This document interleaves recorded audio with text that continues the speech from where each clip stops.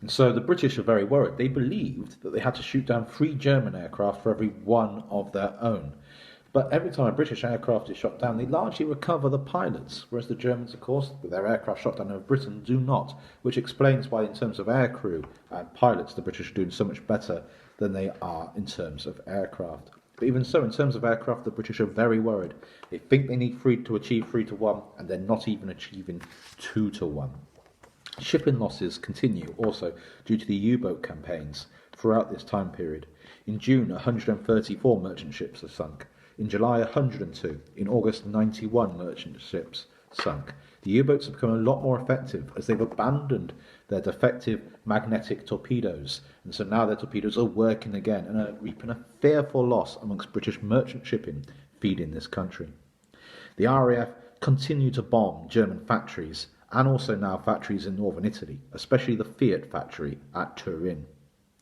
Germany tries to avoid bombing British cities at this time in the hope that as long as they only inflict light civilian losses, the British will be encouraged to surrender when they realise they can't win. On the 24th to the 25th, however, the Luftwaffe accidentally bombs London. In response, 103 RAF bombers hit Berlin in revenge. The British government is deliberately attempting to lure the Germans away from bombing airfields to bombing British cities. They think that the British cities can take it. They know that the British airfields cannot. And they know that at this time it's more important to protect the airfields. It works, and the Germans are stung into switching their attacks from British airfields to the cities. By September, the RAF is still fighting. The Stuka bomber, that scourge of the Allied forces on the continent, had to be withdrawn from the air battles as they were simply unsuitable for this kind of warfare. And so now the Luftwaffe's bomber development program lies in tatters. They believe that the dive bomber was key to everything, and it's now had to be withdrawn from service in the skies over Britain. However, this panics the British because they know the Stuka is the Germans' main ground support aircraft, and they're convinced that the Stuka has been withdrawn from the air battles to support the invasion. And so the British believe the invasion of Britain is now imminent. But despite the furious air battles, still only a single RAF airbase had actually been taken out of action for any length of time longer than 24 hours. Those large grass airstrips were hard to destroy, and German aircraft bomb loads were simply too small to be able to do the job. Even so, Dowding, head of the RAF's fighter command, is very worried. His squadrons are now down to 75% pilot strength. But the RAF was still massively overestimating the strength of the Luftwaffe. Germany assumed the RAF was 50% smaller than it actually was. The British assumed the Luftwaffe was 100% bigger than it actually was. The RAF pilots actually had more leave and had to fly far less than the German pilots, and those German pilots are now exhausted. RAF fighter pilots flew on average 3 sorties a day. German pilots were doing between 4 and 7 a day. German pilots got no leave at all during this battle. Why should they? They're expecting a short war. The RAF is expecting a long war, and so the RAF pilots are given a day off every week and 2 days off every 3 weeks. Yes, the RAF pilots are exhausted. It's mentally draining. It's mentally damaging for them, but it's so much worse for the German fighter pilots who are being worn down. The Luftwaffe, in fact, is being ground down. The Italians sent aircraft to try and help, but the Italian aircraft sent by Mussolini, they're mostly old biplanes. They're of no use in the skies over Britain, and they failed to shoot down a single RAF plane. The British Army under Brooke is also being readied to resist the invasion, and it's now planning a mobile defence in depth. The British have now got available 27 divisions equipped, not fully equipped, however, for they are short of anti-tank guns. But the Home Guard also has been armed, issued with 600,000 rifles, 25,000 light machine guns and 22,000 heavy machine guns, as well as uniforms and steel helmets, all bought off the Americans for cash. The Home Guard will be able to also act as they've created special commando stay-behind units in case of invasion.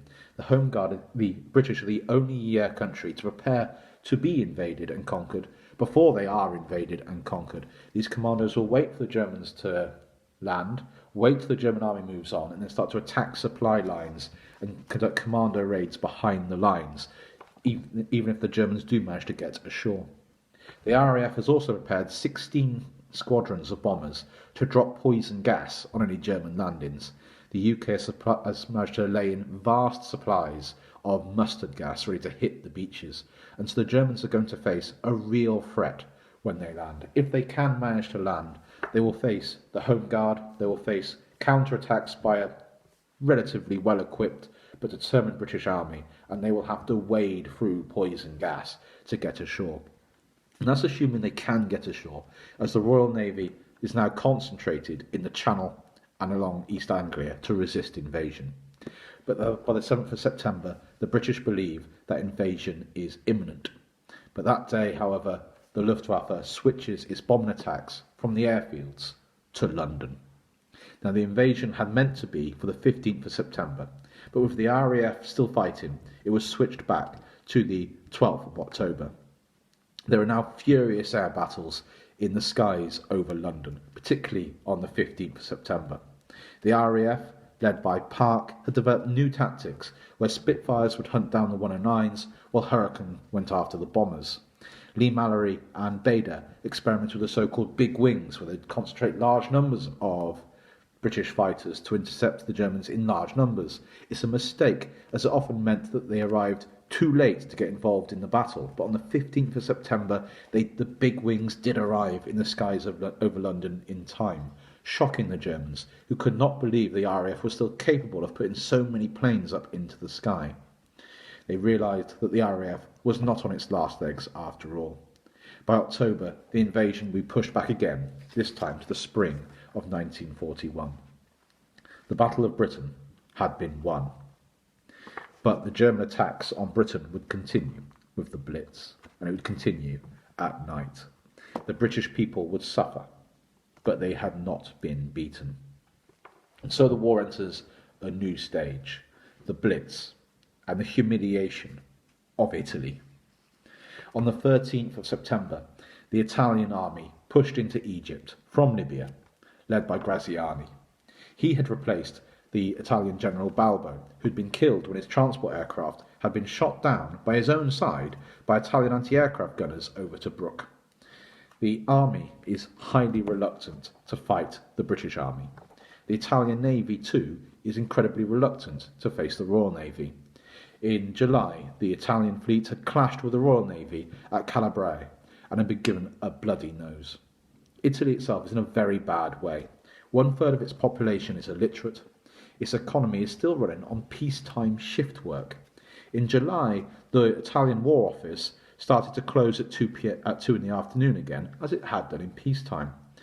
The Italian equipment is mostly made by Fiat.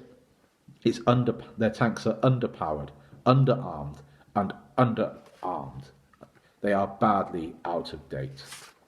Italy had 71 divisions, a huge number compared to the British, but only 4 of them had any tanks at all.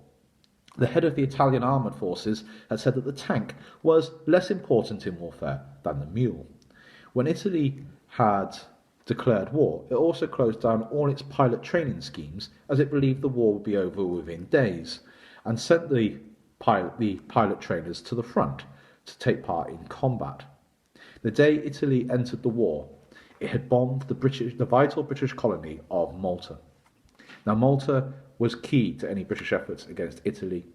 It controlled the Mediterranean, but it was poorly defended by a handful of Gloucester Gladiator biplanes. But the Italian attack on Malta was pathetic, conducted at high altitude with no plans whatsoever of an invasion. Only the Italian Navy was any good. It had 71 submarines, the most in the world, but in the clear waters of the Mediterranean, British aircraft could see the submarines, and they had a field day hunting them down, sinking 13 of these submarines in July alone. In September of 1940, 600,000 Italian soldiers had to be sent home to help collect the harvest, and due to a shortage of weaponry for them. The army was struggling with supplies, as it had a bewildering challenge ahead of it.